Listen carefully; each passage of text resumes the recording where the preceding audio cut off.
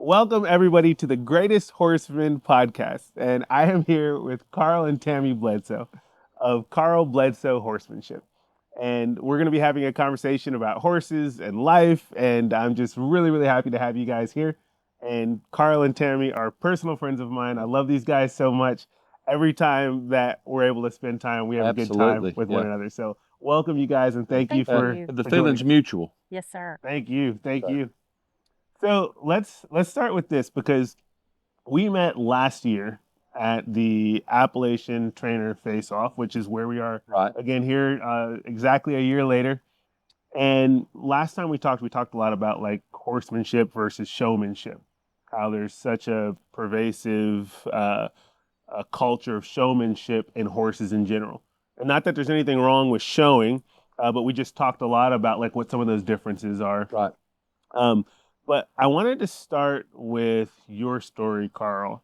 And I wanted to talk a little bit about kind of your journey Right. coming from the gated world Mhm. and what that has looked like and like where you are, where Well, y'all are now. I was in the big lick entity of the gated world. I did the big lick, padded up, wear the chain around the ankle type show horses, and that was a huge transformation for me to go to because what I do now with horses is not even akin to that. Now, I do gated horses, but we work on correct biomechanics for correct posture and correct balance for the long-term health of the horse. Uh, but coming from that world, everything is so, it's like a mechanic. You're more or less kind of subjugating the horse a little bit to develop that show ring lick that they want. Now, the gait in and of itself, how the horses arrange their feet and carry themselves is natural, but the animation that you see is not natural whatsoever. All of that is man-made. It is produced through uh, gimmick type training, and it took me a long time when I made the change or started making the change. I had to learn how to train a horse all over again. So it was a feat just to get to where I'm at. Let me ask you this. So, because you grew up in that Mhm. background, so that's something that's pretty much all you knew. Right. And I know this, right? But that was pre-Tammy, right? That was before you Yes. guys had met. Tell me a little bit about kind of that change. Tammy, I'll ask you. Tell me a little bit about that, like, where Carl came from, because Carl will tell you, and I love this about Carl, is he will tell you just how much of an impact your relationship, you guys had on his life. Tell me a little bit about that. Um, Everything, like he said, is done through a manner of subjugation. So he had to totally look at things differently and do it from the horse's perspective. And that took a while. He went through the process of losing himself. Everyone he'd ever known, all the memories he had in his life was wrapped around that world. So he had to change. He went through a lot of changes just within himself. And that helped him then start training from the horse's perspective more. I think I helped him with that a lot because I was a very shy, fearful child. And um, I was able to help him see some things that he had not really thought about before. Putting yourself in another's place. And because I did grow up in that world, the fearful side of things, and then because I've dealt with some health issues and I deal with a lot of chronic pain, it makes me super sensitive to others.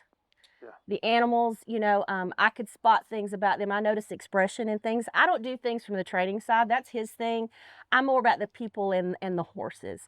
So I helped him be able to put himself somewhere else and view the world in through another's eyes. And that was something that he was not used to before. Everything was just kind of through force, I would say.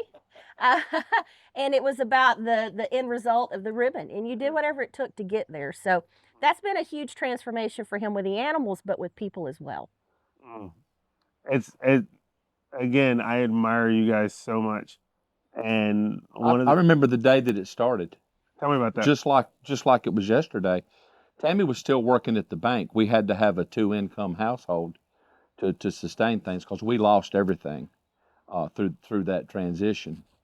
and she had taken a day off at the bank to spend with me at the barn. We were going to, we still do, but that at that point in time, we were doing a weekly date just to get away from things and kind of pour ourselves into each other. We still do that, but we were going to do an early date that day. So she took off from the bank, and I was at the barn in the arena working a horse, and she was sitting there along the arena rail, just kind of hanging out.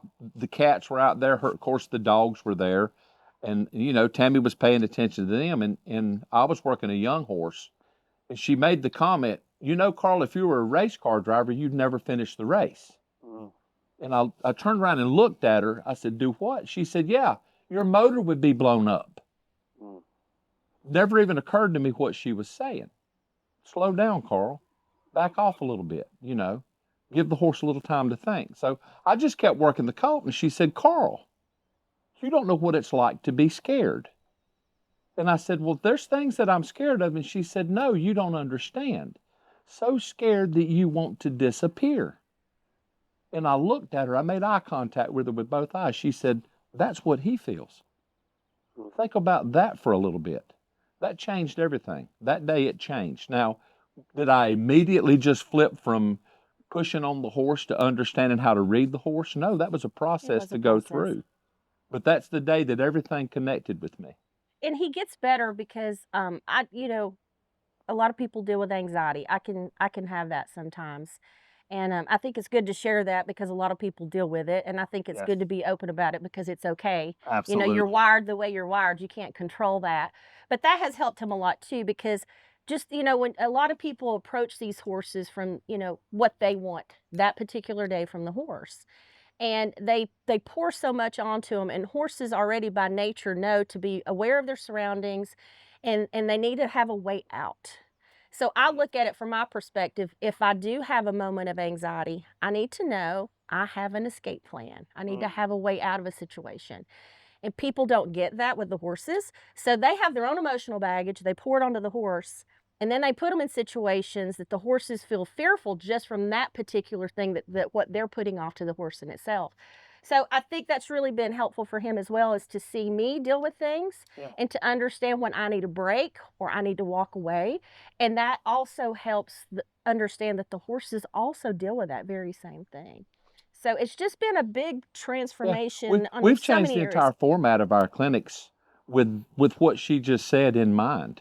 When we do a clinic, we break off into groups, and we will have 3 or 4 people riding at one time or mounted at one time, but we'll be working on a task, and we will work for a few minutes. And the minute the horse starts to change just a little bit, I'll say, okay, you go stand and let him relax, give him the reins, let him stretch his neck, and we'll move on to somebody else. And I have learned that works better for the horse. Kind of ask the horse a little bit of a question. The minute he kind of comprehends what the question is and starts trying, let him go over there and soak on it. Give him a few minutes to think about it. More times than not, when the person comes back, the horse gets in front of them trying to help them do what they're working on. But it's a twofold because the horse gets to go and lick and chew and process, but so do the people. Because we're very task oriented, so we feel like we get this and we need more and we need to move on to this and we need to move on to this. That's good for the person and the horse. I love that. I love also too what you're saying about giving that horse an escape. Absolutely. Right? If you put a horse in a pen, if you open up a gate, doesn't matter what horse it is, what pen it is, that horse is eventually they're gonna find their way out of that gate, right? And so it's as easy as that. A lot of times when, we can get so caught up in the moment or what we're schooling on and what we're teaching that horse, where it's like, well, how can I just make this easy? How can I give this horse an escape where they want to take that option, right? That's pretty powerful.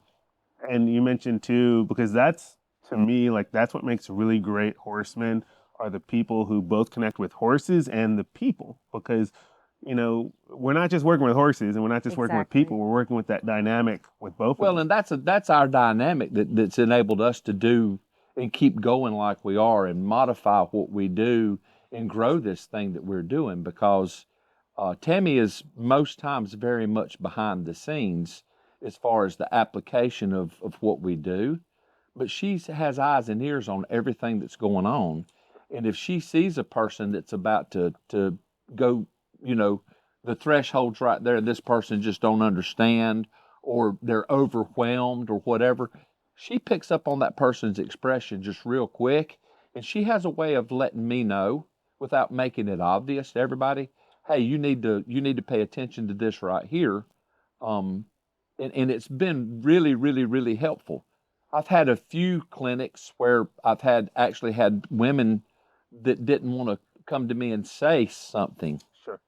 and Yep. they went to Tammy and said, I'm having this problem, but I don't know what to do. And Tammy's like, well, just go tell him. Oh no, I can't do that. He's the clinician. And Tammy's like, well, do you mind if I do? Mm. Because the only way that we're going to come to a resolution is for him to know. Right. And Yeah. it's an emotional thing for a lot of people. Sure. We see a lot of people, a lot of ladies that they've raised their children, they're empty nesters, and they get a horse and they want to be able to get with their group of friends and enjoy things. And they're at that a different chapter in their life. And then they get a horse and they don't know what to do with it. And it can become very overwhelming. So some will come to the clinic, and when you give them a lot of information to think about and they want to do well, and you want to fit in. There's all those different scenarios, but it can become very emotional. We have some people at times that will break down and cry. Sometimes it's just because they're overloaded, because they want it so much, they're overwhelmed. Sometimes because they say, oh my gosh, I had no idea I was doing that to my horse. So it is very emotional for a lot of people. It is, especially when, people take their relationship with their horse very seriously. And Yes. non-horse people don't understand it. They're like, it's just a horse, But there is, and even with all these years, I really can't articulate this as well as I'd like to. But there is a connection. There's a piece of you, and especially Absolutely. as a trainer, as a clinician, like you are connecting with horses. And I liken it actually unto being a pastor, Mm-hmm. because that's what you're doing. You're taking care of a herd, right? Yes. And you connect, you pour into it, and then that, you're never going to see that horse that you saw in that clinic again. But there is a certain chemistry that has to happen for it to be beneficial. So you have to make yourself available at whatever level. That's what Tammy's 100%. done for me. I'm not a Awesome. female. I don't rationalize anything in the world like a female does, but Tammy does. Sure. And You know, she's able to look at these different scenarios, and that is truly what has made what we're doing much better, because we still modify things based on where we need to go with the development of the horses, the development of the program, but how? Because 90% of my clients are women that are a little bit older, Mhm. and I mean, how much more beneficial would it be for you if you saw the world through a female's eyes? Absolutely. With you teaching somebody, I'm not being critical. It's a real Yeah, thing. 100%. We rationalize completely different, and that has really opened the door for me. we use the analogy, and I know a lot of people have probably heard this: men are waffles and women are spaghetti. I've never heard that before. So men are waffles and they have compartments and they can go to each one. And sometimes there's just like a nothing box as well, but they can do one thing at a time. Women, we're all intertwined. There's all the things going on at all the same time. So we do look at things completely different. I love that analogy. So, but understanding the people, if you can wrap your mind around the person more times than not, you can come to some resolve with the horse if they're having problems, if they don't understand something. If you can wrap your mind around how the person is perceiving it, you can help the problem. And I have in my clinics, I have a good number of solutions that we have to come up with for people. Most times they're at the clinic because they're having an issue at some level with their horse somewhere. Sure. And that is so cool, because I think things are changing, but traditionally in horsemanship, there's always been this very uh, egocentric. This is my way. This is the truth. It's the only way. You better do it this way, or you're wrecking your horse if you do that, or you're teaching them a bad. Yeah. And there has to be that. I'm hearing empathy. There has to be Yes. that understanding, that flexibility, to be able to recognize that, okay, maybe that worked for this horse, but this horse is different. or this Absolutely. person's dynamic with the horse is different. So we have to have a different approach. And the horse makes his mind up about you from a long way away too. And there's a certain amount of intention that you have to use with the horse, just like you would with a person. And if you recognize that that horse is really paying attention to you, you can change your intention a lot of times and get a better result. 100%. That makes a lot of sense. What would you say because you guys work together a lot and you guys are going to these clinics and working with horses. You guys, I mean, literally traveling all over the place, all over the country, doing these clinics. What would you say, just like on a basic level, like what separates what you guys do versus the regular run-of-the-mill clinics that people are going to? Well, I'm a gated trainer by trade. I teach biomechanics, which is equine across the board, whether it's not a gated horse or not. But we've developed a curriculum, a process that you can go through to develop a biomechanically correct, a horse that's carrying you correctly, that has the desirable ride, without having to use a lot of attachments and gimmick type training. Most of the people that come to us are having problems slowing their horse down. They've been told a little bit more bit is what they need, and that's the last thing you need on a horse that's pushing through the bit is more bit. And understanding how a gaited horse needs to carry himself to be balanced is what we do. And a lot of folks, they depend on the internet quite a bit for their whatever they do with their horses, Sure. And sometimes the internet sells something that's not necessarily good for the horse. Sure. A lot of folks will sell you a smooth ride and not look at if the horse is using his body correctly. Sure. And I'm real good about helping people understand how the horse needs to use his body correctly, because if he's not balanced physically, he's not going to be balanced mentally. I would say, yeah, training from the horse's perspective and not just considering the physical aspect of it, but the mental side of it as well. Like everything that's on the inside of the horse and how the horse works, but how everything that we're doing affects them mentally. So I'd say training from the horse's perspective rather than a lot of people will say, so I need to know the itinerary. What are we doing each hour of each day Sure. of the clinic? Yep. And I said, well, I can't really tell you. We have generalized things that we work on, but it kind of takes on a life of its own once we start. It depends on where you are in your journey, I love that. Yes. where the Yeah. horses are. So we don't have an hour by hour, schedule that we go by. We just take it where it goes. But I would say that's the biggest thing we do. A lot of people, it's task. We're going to work on this particular exercise at this moment, and then we're going to move to this and move to this. But if you're training from the horse's perspective, Yes. you don't know where it's going to go. Yeah, I love that. The very first session, we do an evaluation. Everybody gets on their horse, and I say, I don't have any expectation for the next hour.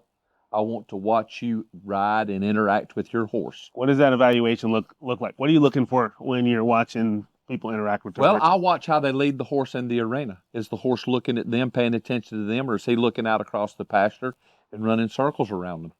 Because it happens both ways. How they have their equipment adjusted, how much equipment they use. Do they have a whole lot of bit on the horse? When they take the horse to the mounting block, is he confident at the mounting block, or is he anxious because he's been overfaced a little bit trying to teach him how to side up to the mounting block? Because you build anxiety into the horse by too much stimulation. A lot of folks don't understand that. Sure. And we run into that quite often, a horse that's anxious because the person's way too task oriented. So I pay attention to that kind of stuff too. And then past that, after they ride, I watch how the horses stop, how they start, how they stand when the people are standing. Do they stand square? A comfortable horse on his own will stand and put the same amount of weight on all four legs with vertical cannon bones. If he's not comfortable in his top line, he will not stand square. So I look at that so I can know the ones that need a little bit extra when we start talking about the movement. Then the next thing that I watch is how the people use their aids. You know, we're riding horses, and a lot of folks say they want to ride the horse, but the very first thing they do when they get on the horse is stop the horse, pick the reins up, and they say, whoa, before they ever go.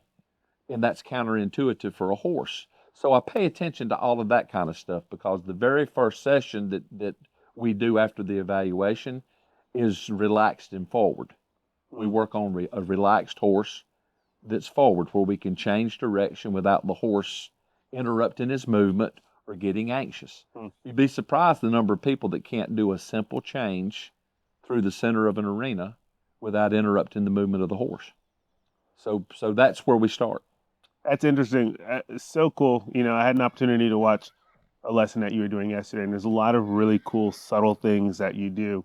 Speaking of like being comfortable going forward, one of the things that I saw with your student is, and correct me if I get this wrong, but you were asking her to give that horse forward, and then you're like, within a stride, go ahead and address those reins so you Yes. can. And it was really neat because, you know, traditionally it's the opposite, right? It's like address those reins before you do anything. Yeah. You're like, well, let's get some forward movement so that you're not already hinging up on that Right. horse, and then let's get those gathered within a stride so that you have, you know, some control, some Absolutely. maneuverability, connection with that horse, which is really, really interesting. And that's one of the cool things is, you know, when you go about like the biomechanics of it, and you're talking about like seeing things from the horse's Mhm. perspective, there are things that, again, if you just stick to the one way you always knew how to do things, you're not going to learn new, Right. innovative ways, things that really are meaningful to your horse. Well, I will tell you, I do continuing education every year. I ride with somebody that is completely outside of my lane. And when I go, most of the times the clinician will say, well, why are you here? And my response will be for you to stretch me. I've ridden with Martin Black from Idaho 2 or 3 times, and he does ranch style horses. But the hugest takeaway with riding with Martin is having a filter on that horse. I've seen other people ask him, um, did I do that right? And he would look at him, he said, what did your horse say? Horse will tell you. Yeah. And the quicker that we can be in tune to that, the quicker this process really takes off. That right there is so powerful because, I mean, everybody asks that, right? That's, you know, the riders, people who are taking lessons. Did I do that right? Did I do that right? And you listen to your horse. Yeah, that's so Did- powerful because your horse will tell you. Did They're he screaming out to us to let us know. Did he soften? Did his breathing change? Did he make a soft contact with the bit? Did he give through the rib cage when you asked him to step off? Or was it bracy? All of that stuff is feedback from the horse if you're just in tune to it. 100%. So, what would you say to people at home who might be saying, like, you know, well, I don't have that timing, I don't have that feel, I don't know how to perceive what a horse, that feedback. How would you suggest that somebody learn more about that? That's the reason that Tammy and I travel and do what we do. You have to do some in person Mm. with somebody that understands how to first of all how the horse needs to carry himself, where you can time the footfall. But then there's a certain amount of feel that you learn through the lesson, with the person talking about all the appointments to look for. During the lesson that you witnessed yesterday, we were moving the horse's shoulder into the outside rein, but bending the other way, where the horse, where she were using both reins correctly forward. The reins have to be a funnel, and each rein talks to 50% of the feet, so you can't just use one all the time without the other one. A lot of times people that have never been in a lesson program overuse the reins for balance. They use back pressure on the reins, which absolutely drives the horse crazy. So our stuff is live for the most part. We do it in person, where I can talk to people through these different scenarios. The eyes on the ground in your lesson program are immeasurable. Now, that's not to say that you can't learn how to do stuff with your horse remotely through the internet, because you can. Sure. But when you get to a certain point, when you start working on refinement, you're going to need to find that person you're doing those remote lessons with and spend some time in person with them, because it does have a texture and it does have a feel and it does have a chemistry that at that point you're going to have to address. And I think it also goes back to doing something and then licking and chewing and processing that. Women are natural multitaskers. So we always feel like we need to be doing something, and it's good to have someone to help you kind of slow that process down, because you could learn a lot of the timing and feel if you're not in a hurry to get to the next point. Things are missed. They're very easily missed. And I think that's good for, you know, we're all busy. There's a lot going on, and I think that's what's so great about horses is if you can learn how to take that time, that breather, it'll just help you in all aspects of your life, you know, just to slow things down. We're always in a hurry, and just slowing it down and taking the time to pay attention to those little details, you could start to figure it out more and more over time. So let me turn this around on you. You watched my lesson yesterday, and you got there, and the lady was mounted, and we Right. were doing a mounted task. Yep. At the end of the lesson, I got her off of the horse and made her, or had her do virtually the same thing from the ground. Sure. Yeah. How much more did she recognize about that horse from the ground? A lot more. A lot more. You know, and I love that aspect of it is because there's a lot of people who just focus on the riding. Yes. There is more and more groundwork happening, but not to the degree of what I saw with you guys, where you were having her ground drive and explaining her inside rein and her outside rein and being able to. I loved that. Loved Well, that. not only that, her managing the reins, but seeing how the horse arranges his feet on the circle. If you can walk with that horse and watch how he arranges his feet, Yep. you can find it through feel with somebody explaining to it if you can get a visual of it in your brain. 1,000%. And the groundwork takes the balance out of the equation, Yes. right? Because everybody, especially when they're in a clinic setting, whether they say it, everybody's nervous. What are they going to think? They think I ride like crap. What do these people think? Are they talking about me? Or they say my butt's too big? Or whatever, right? Yeah. Like that's what's going through their mind. And so when you say you put everybody on equal footing, you're like, okay, we're working from the ground.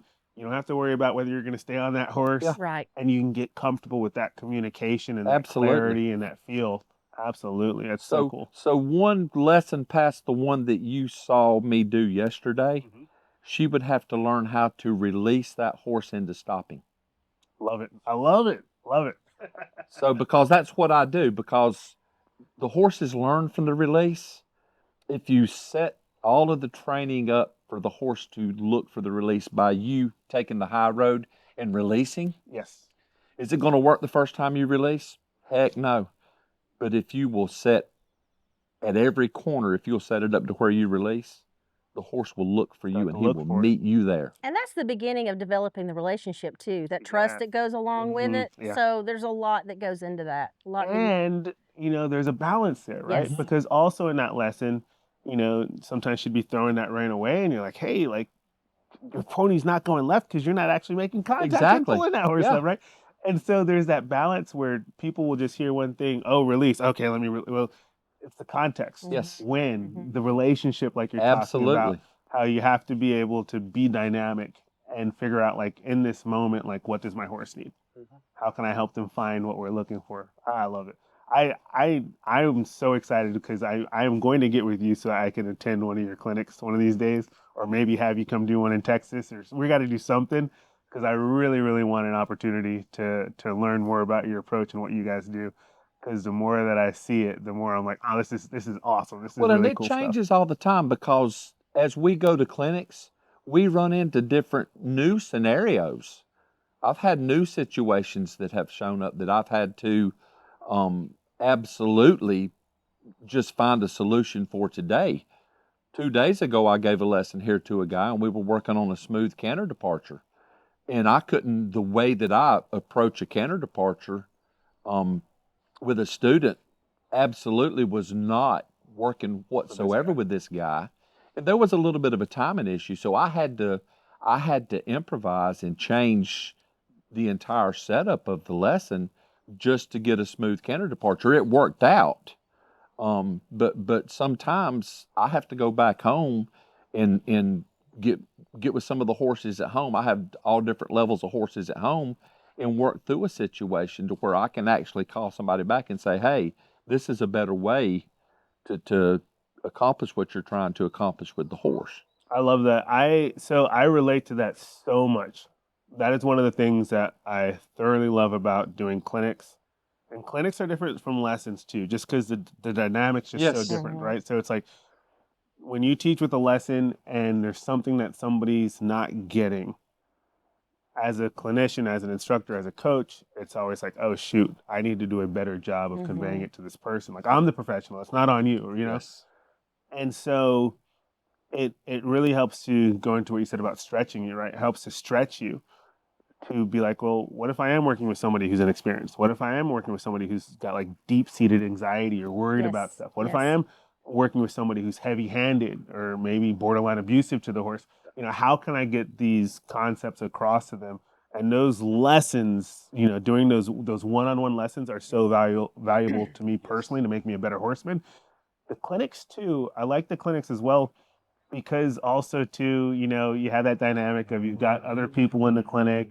You want to make sure that you're explaining it in a way that they're getting it and they're getting the benefit from that. And I just love learning in those ways so that I Well, can be and better equipped to serve people. there's another level of what we do to these clinics too, because I insist on some classroom education.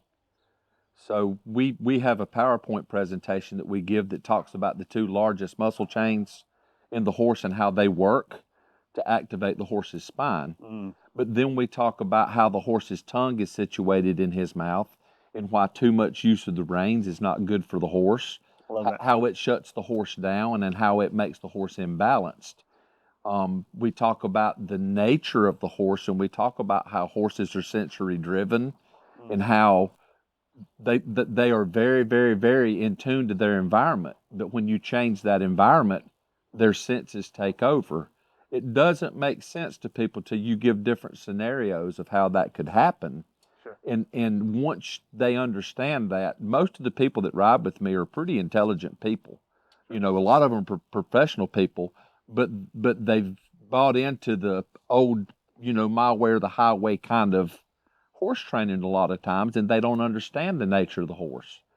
And unless you get your mind delved into the very nature of a horse, all the rest of this stuff is not doable anyway, because the horses don't live in the world like we do.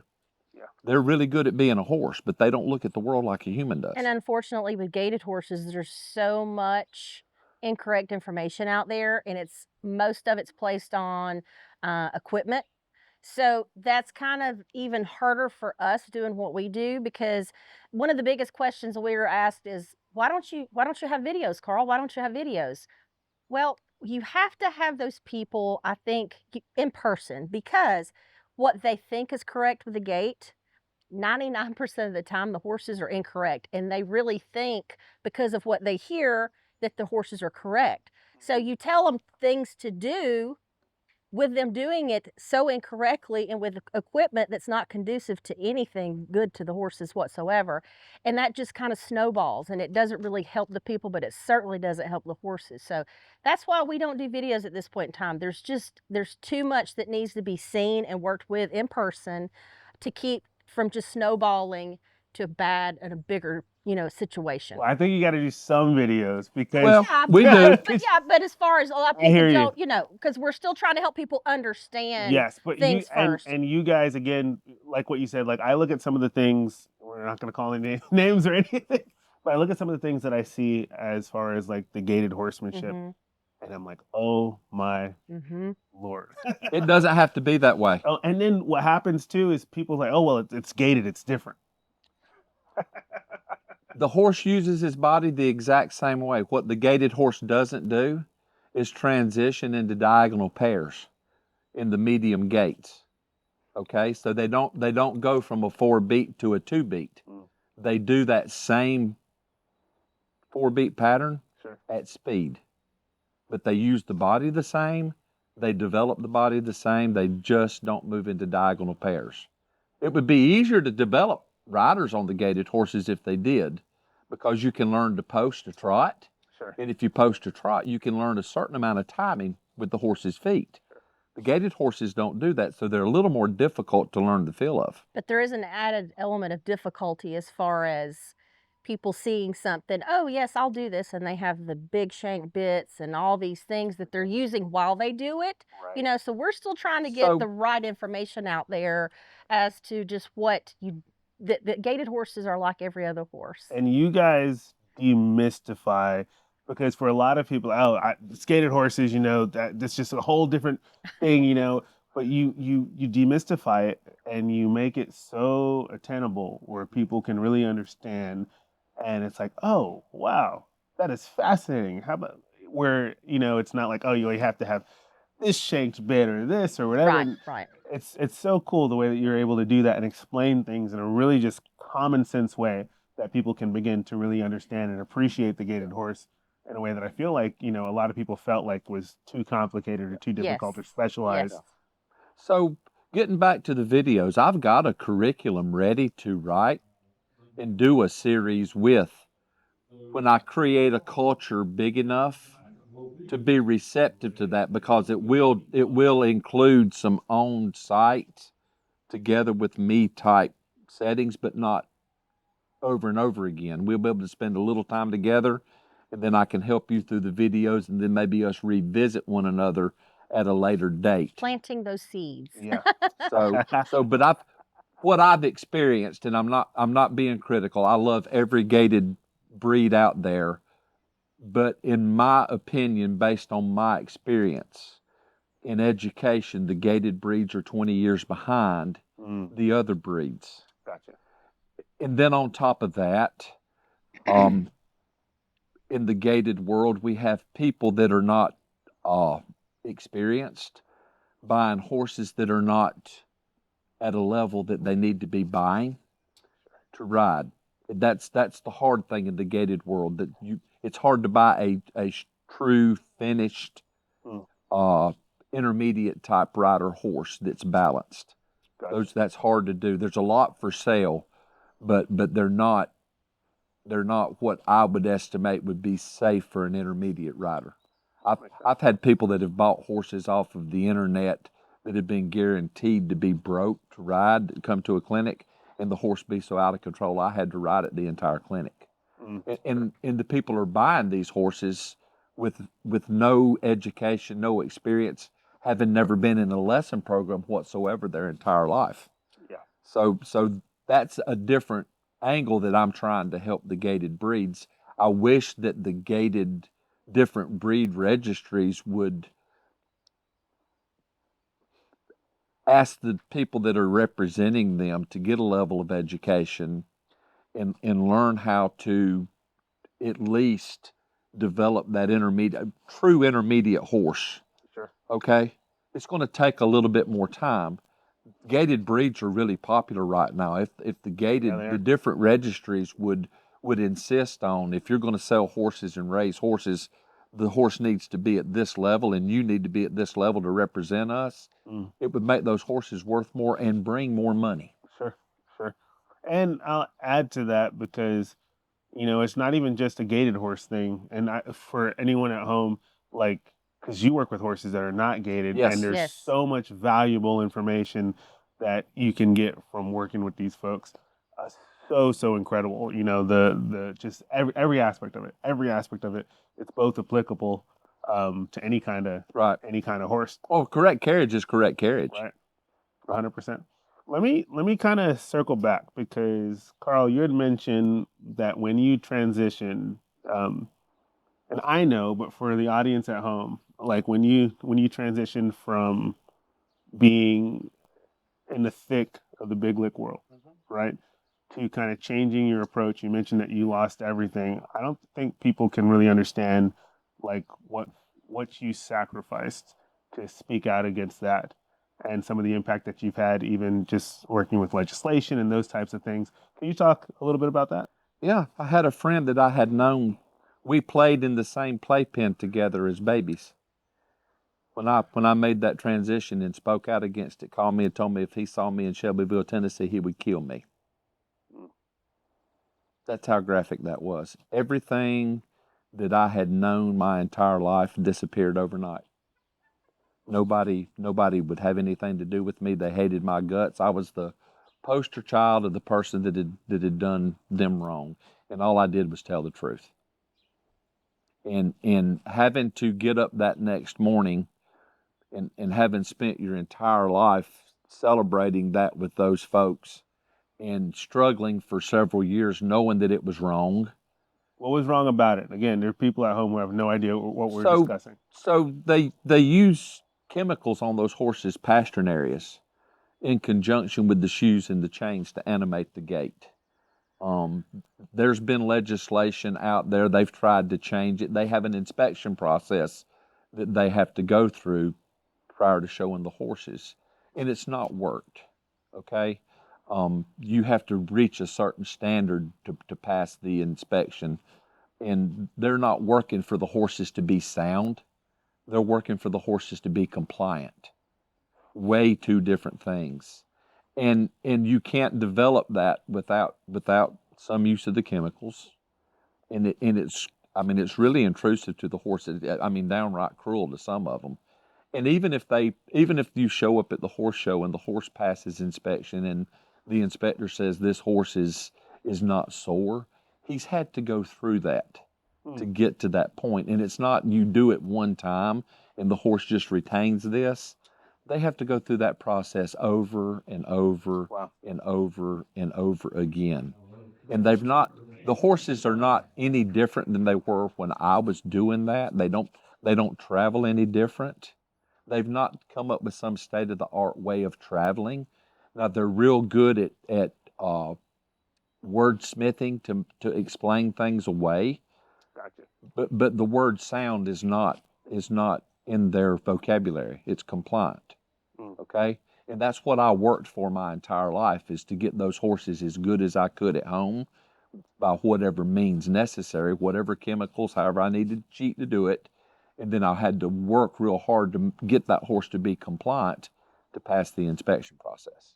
And there's mental abuse that goes along with it as well. Like he said, the things you have to do over and over. But just the simple fact that those in the big built up packages, they live in a stall 24/7. There's no turning out. There's no just being a horse. There's no just grazing, having their herd. They don't have any of that. They're imprisoned to a stall, and that's their life. They're ridden. Institutionalized. Yes.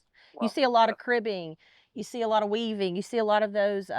Gastric ulcers. Yes, lot of health issues, and just like an autistic kid will stem, when they get overstimulated and that to deal with things, you will see a child stem. Sure. And I think that's a form of like when they do the weaving and the cribbing, I think that's a way of trying to get a release of some sorts because they are institutionalized. So there's a lot of mental abuse that goes along with it as well. Wow. And so, I mean, that means that you lost all your clientele. Oh, yes. You lost any goodwill that you had within the community. Absolutely. I had to completely rebuild myself, remake myself, find a different identity. Well, and you, from a financial point of view, where most people are starting to talk about retirement, we were starting all over just 12 years ago. Sure. So that's a lot, that affects you, in a lot of Absolutely. ways as well. Absolutely. So big sacrifices there. And then you grew up in it. So like your family was in it. I think you had I've told got me family your members dad. I've got His family dad did members it. now that still don't speak to me over that. So now, let me ask you this, because when you made that decision to like, okay, I'm going to take this path, this is wrong. I'm going to speak out about it. I'm going to be vocal. Have there ever been times when it's like, was it worth it? Have there ever been times where it's like, oh, the family, like, what does that look like? There were probably some points in times there that Tammy had to suffer the wrath of Carl, because I lost my identity a little bit through there and hadn't completely reinvented myself yet. And Tammy had been the biggest part of the reason that we made a change, only because she has a heart, and I didn't have a heart at that point in time. And I had worked my entire life to have some stuff, and we had to let it go back.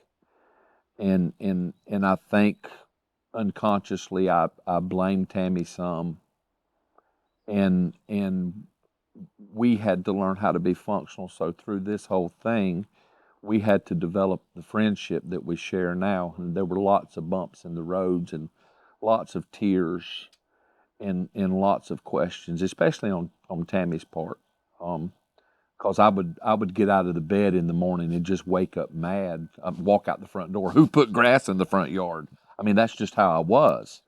and I had to learn how to be a different person and understand, even through all of that and the decisions we made, she's my teammate, and I had to learn that. And but after I realized she was my teammate, I realized that she's the team captain and the team chauffeur and the team doctor and the all the parts that the team needed. I was the horse trainer. She was putting on all of those other hats and keeping this thing going while I was able to re-identify myself and remake myself. A lot of men at home that need to be taking notes here. So, well, let me tell you, Absolutely. you and I are believers, Sure. and I follow a guy in Kiowa, Colorado. It's called Save the Cowboy. He's got a online ministry, and he's been a scoundrel just like I have. And he shares every day or every other day he shares a little inspirational quote in a reading, and I get those. And he shared, it just so happened about that point in time, he and his new wife were going through some stuff, and he talked about all the parts of the team that she played that he never realized. And it hit me like a ton of bricks, and that's where that came from. His name's Kevin Weatherby. It's called Save the Cowboy. Awesome. We'll have And to check that out. Kevin has done uh, he's rewritten the New Testament on cowboy terms. It's really cool. So, and it's just really cool. It's just a practical way of reading the Bible. And in there, he'll say, I hope you go to the Bible and really get the true meaning of this. Sure. But that ministry and his willingness to be transparent about himself helped me and her find one another through this process. I love that. You know, you talk about transparency, and we think it's different, but like when we're working with a horse, it's a relationship. Well, and that's where it grew from there. That's another angle to what's going on here with what we do. She's an active part of everything we do, and we talk all the time with one another about just being real. Mm. Okay, don't have an agenda, don't have any predisposed or preconceived notions about anything when you're working with a horse. We go to these clinics, and the first thing I have to tell people, I absolutely have no expectation of you and your horse whatsoever. They've already put enough expectation on themselves just because they've come to the clinic. And they're a little bit anxious, and we spend the first little while talking about how you just have to meet the horse with whatever he brings to the equation and be who you are. You know, he's not trying to be a good boy, he's not trying to be a bad boy. He is just giving you back what his senses give him in this environment. So you've got to not let that bother you. You've got to address that for real. You can't be embarrassed because he's acting up and think that Carl thinks ill of you because I've got this horse that doesn't mind. Yeah. Because I live in the real world. It's not going to happen that way. It's just like when you take your kid to the grocery store, you're going to tell them not to put their hand out of the buggy and grab the candy. But when you get to the candy, they can't help it. And it's the same thing with the horses. So you just have to be real, and you have to be consistent in how you deal with that. Absolutely. I love that. When you find that consistency, that's when things start to change. Absolutely. Oh, we were having a conversation earlier where we were talking about like people having to prove things with horses, right? And I was giving you the example of like the rescue horse that I have now from Heart of Phoenix. He's a stallion. He's 10 years old. Hasn't been handled except to be moved from here to there. And I'm taking it really slow with this guy. I haven't put a halter on, you know, or I'm just getting to where I can just touch him and he's not lunging at me or kicking my head off or anything like that. But there are some people who see that and say, I would have had a halter on that horse by now. You know, why is it taking you so long? You know, you're not a real cowboy. You know, go wrangle up that horse, throw a rope around that. What do you say to that? You know, where does this come from? Where people feel like they have to prove something with these horses? The stereotypical, I need to be vilified in my thought process. People, a lot of times when they deal with a horse, are not truly dealing with the horse because they enjoy it. Mm. They're doing it because they have something to prove to themselves or to the people that's around watching.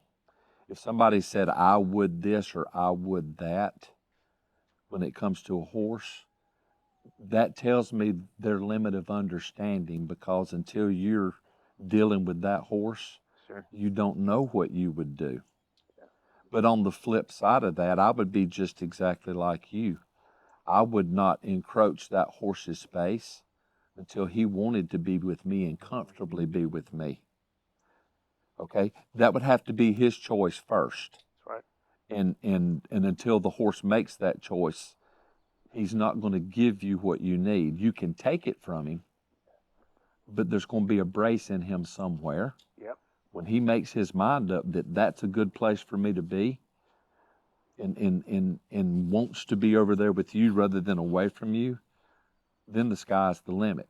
Much more meaningful. Yeah. Absolutely. But you, like me, you have recognized in that horse's expression and in his intention that yeah, I probably could sneak the halter on him and get there, but there's just something about his posture when he's close to me that tells me that I don't need to do that yet. Sure. And that is an understanding. And I make this analogy when I talk to people about moving with their animals and around their animals. Mhm. Tammy and I get up together every morning to start our day. And we can go in the bathroom there at the house, and she can be doing her hair, and I can be brushing my teeth or shaving or whatever. We can move around one another in the bathroom and never have to say a word with one another, but read the other one's expression and posture and know where we need to be to stay out of one another's way. Sure. If you'll pay that much attention in your interactions with your horse in no time at all, there's an intention between you and the horse that you share without it having to be a manual thing. Well, you can't get to a place of comfort through force. Tell me what you mean by that, Tammy. You can't make something feel okay by trying to force them to do something that you want them to do. So that's a form of subjugation. So to get them to be comfortable, you have to be willing to listen to them and let them make some of those decisions, let the horse have an opinion. And when they realize you do, then they appreciate that and they will be comfortable with you faster versus you trying to just pour yourself on them and make something happen. That's going to make them a little apprehensive. So comfort will never be achieved through force. Tammy, why do you think that people have such a hard time transitioning from the old way of like forcing a horse, making a horse do it, trying to get to the end result, to transitioning to a point to where it's like, okay, let me show my horse, let me give my horse the opportunity to connect with me? I think sometimes it's through their own insecurities that they feel the need to do that, or they feel the need to impress someone else. You know, if again, why aren't you doing this, Noah? Why don't you have this? If it were me, I would already be at this point. So some people think by getting there faster means something, but to me, that's like the worst thing in the world that you could do. Again, you got to have empathy. So the insecurities will make you do things. Not saying those people don't have the ability, but they've just usually have something going on within themselves that make them feel the need to do that on that level. But I think it just helps you in so many aspects of life if you can learn how to just view the world through someone else and give them that opportunity to speak up and say how they feel. Because I know, like for me, you can't make me be okay by telling me if I get uncomfortable in the situation and Carl says, well, Tammy, you're just going to have to deal with it. That's going to make the situation worse. You know, I've got to find a way to be okay with it. So That's awesome. That makes a lot of sense. Carl, you mentioned a moment ago about the expression on a horse's face. And that is something that I've heard you say several times. I quote you on this all the time. And I think it is so powerful. Can you speak to that? Well, their eyes will change. They'll flick an ear. Their breathing will change. Their nostrils will change. If they're holding tension in, their eyes will change. And if you are in tune to that animal, they will have a conversation with you. They do it with one another. I've got a little mare at home that I can put feed out there Everybody's got a place they eat, but she can eat anywhere she wants to. She chooses to eat where I ask her to. We've worked at that, and she doesn't push on the other horses near as bad now. But if she wanted to, she could go eat out of every single one of the other horses' feed troughs, and there never be a battle with just one ear or one eye or one turn of the head. That's how they communicate with one another in the pasture. If you will watch a group of horses, it takes a little time to do it, but that's how they communicate. They have a really intricate way of communicating with one another and getting what they want. When I started paying enough attention to my horses as a group and how they interacted with one another, I recognized that the expressions on the face would change, the ears would change, the breathing would change, and that opened up a huge door for me in my craft. And when I get a new horse in for training, before I do anything else, we try to integrate that horse with some of our horses somewhere where I can see how that horse communicates and responds to the communication of the other horses. I love that. That's pretty cool. So let me ask you this, because there are some horses that I see that are extremely well trained. You know, they can move their body. They have self carriage. They're soft. They're supple. But there's some of those horses. I say there's a good amount of those horses who are doing a job and they might have their ears pinned back and look a little bit fussy. This is going to be super controversial. Are they dead-eyed too? I have. Are they dead-eyed too? Some of them, yes. Okay. Some of them, yes, but they're doing their job, right? And they're doing it relatively well. Some at the highest levels. I'll tell you my thoughts. I want to hear your thoughts first. What are your thoughts on that? I hate it. I absolutely hate it. So first and foremost, I recognize that right off in any situation, and we work for that horse to have an expression of joy and content, not just... What about the person who says, well, that's just the way that horse has always been. That horse will always be penny eared. That horse will always be ranking that tail. That horse just has that bad attitude. Well, it depends on whether it's a male or a female. Mm. If it's a male, I say, well, how does your wife feel about that? How does your girlfriend feel about that? Because more times than not, he's forced his way with that, okay? If it's a female, I'll say, well, you know, you're still living in middle school and doing your horse like all you middle school girls did one another in middle school, pushing on each other. Do you understand those two analogies there? Sure.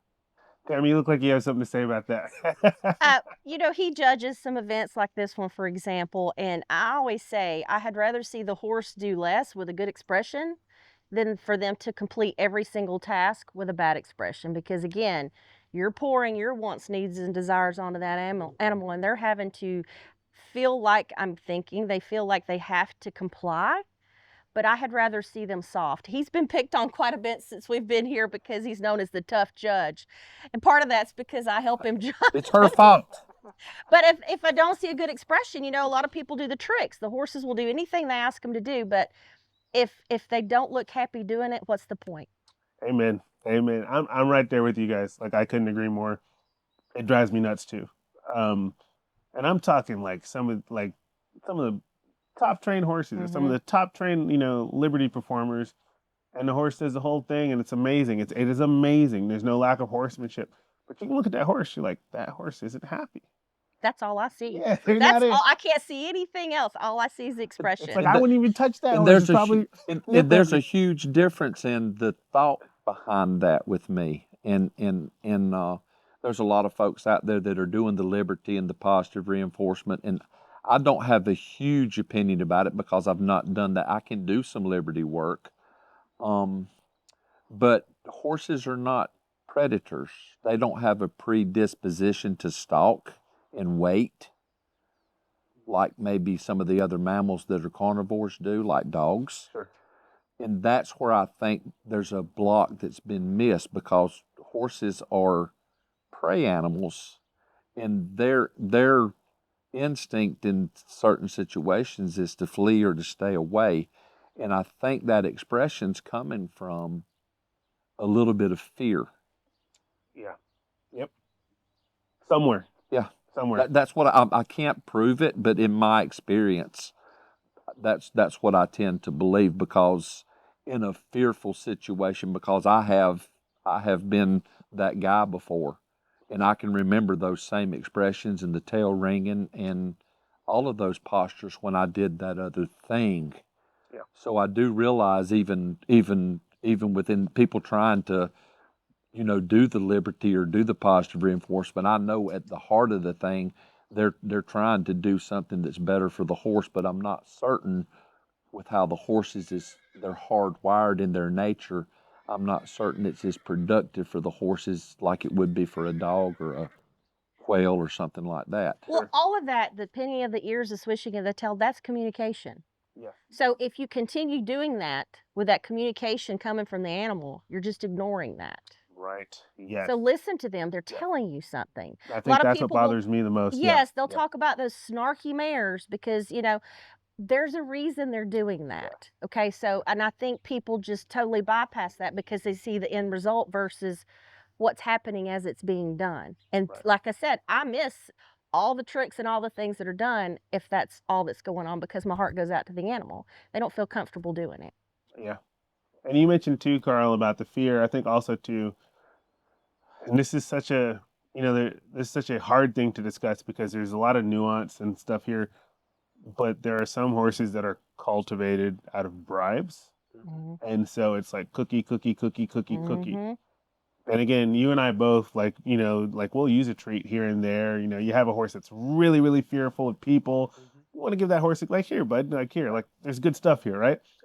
You're not shoving it Right. down their throat. And some of these horses turn from maybe being fearful to being super entitled, Mhm. where people don't realize, you give them one cookie and the horse pins their ears back and kind of roots up their nose and they think it's cute and the horse is asking for another.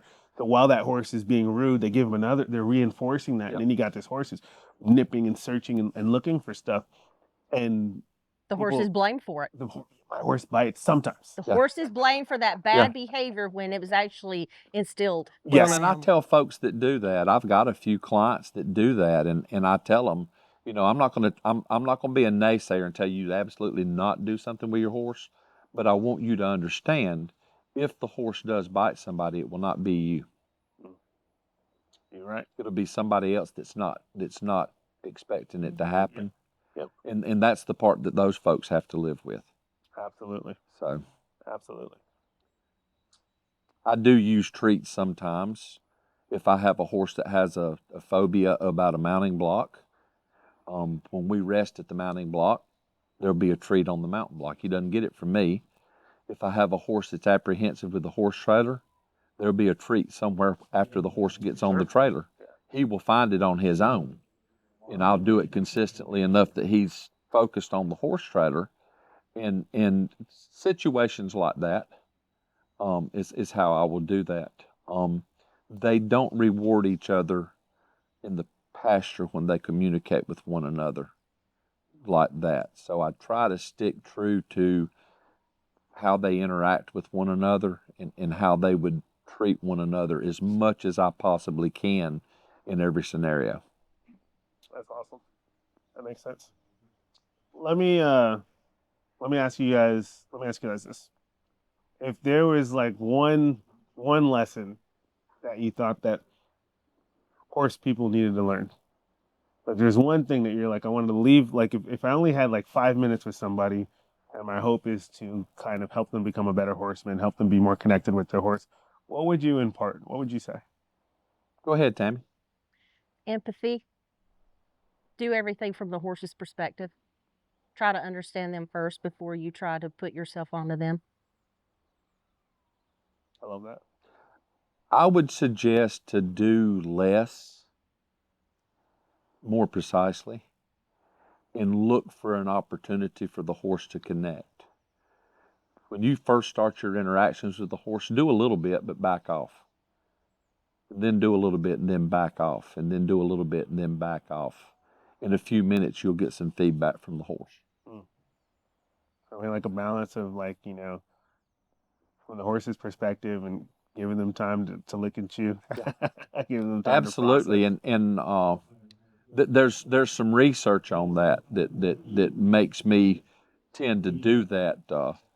I said a while ago I ride with Martin Black. Sure. He does some podcasts and some educational seminars with Steve Peters. It's a PhD in neuroscience, and they've studied the horse's brain and movement, and that's stopping and getting out of the horse's way and giving that horse time to think about things.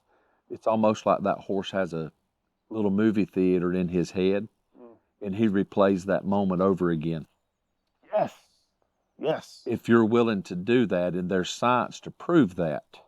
Oh, I gotta check some of that out. That sounds fascinating. Yeah, Because you can see it, right? Like, people talk about this all the time where like a horse darts out from underneath them, right? Yeah. But what does the horse do? The horse runs to safety, wherever they feel safe. And then the first thing they do is they stop and they look back. absolutely. And it's like they're taking it all in, like, okay, I Absolutely. want to remember what happened here so I don't have this. So next time I avoid that mailbox, whatever that thing was. And it's like they lock it in that memory. And people a lot of times will be like, well, once a horse learns a bad habit, that horse is like, no, you got to No, expose it to him in a more controlled, Mhm. methodical, intentional way so that Exactly. now he has more good experiences Mhm. recorded on that hard drive and Yeah. he can overwrite all those Absolutely. bad experiences. And in a new environment, he does take part of his memory with him, Sure. but the sensory system overrides the memory in certain circumstances. Mm, He's not being a bad boy when he gets overridden. So, sure. so another thing that I would suggest to everybody is understand the animal that you're dealing with. I did not become an effective horseman, and I've been very successful in the show world. I was not an effective horseman until I started studying the horse's anatomy and how the anatomy and the personality work in conjunction with one another. And that's an ongoing thing for me. There's several people out there that you can take an online class with just about the movement. And the guy that I was talking about, Steve Peters, he has just finished earlier this month. He and a lady, Jillian Kreinbring, who is she does biomechanics, but it's training for wellness. Mm, They did what they called the whole enchilada, and she did the anatomy, and he did the brain part of this symposium. They did it for 5 days. I wanted to go, I couldn't, but the next time they offer that, I'm going to go because that has raised my level of awareness about how the horse's body actually works together. The horse's body is fascinating. The fascia that they have in their body is so intricate. You could not imagine in how the fascia connects everything. mm, You could sure. just not imagine how Sure. intricate it is. And once I understood that the horse's fiber makes his personality be the way he is, Mm. it changed my entire perspective on training horses. They're quite more intricately put together than we are. Very And fascinating. they're Yeah. not developed. They're not designed to do the job that we do. If you ever saw a model of the inside of a horse's leg from the knee down, you would never suggest somebody going across a jump on him. Mm. But yet we're able to do it. Mm. So Absolutely fascinating. Absolutely fascinating. We'll have to include those links in the show notes so that we can make sure we direct people to that because I'm going to be digging into some of that. That's awesome. You guys, this has been so much fun. It's always I consider you guys family, so it's oh always yeah, fun. absolutely. Absolutely. Always fun to hang out. And it's always just nice to kind of pick your brain and learn a little bit. Every time I'm with you guys, I learn so much. Well, I So appreciate the opportunity to spend with you and your traveling partner over there behind the camera. He's a good guy too. he is. Y'all are a good team, and at the end of the day, I think we're all after the same thing. We want to enjoy our horses, and we want the right. people to get the best of them. But I just love people, and I love horses. So Well, thank you guys. Thank you Thank for joining me you. today. thanks a lot, Noah. Thank y'all.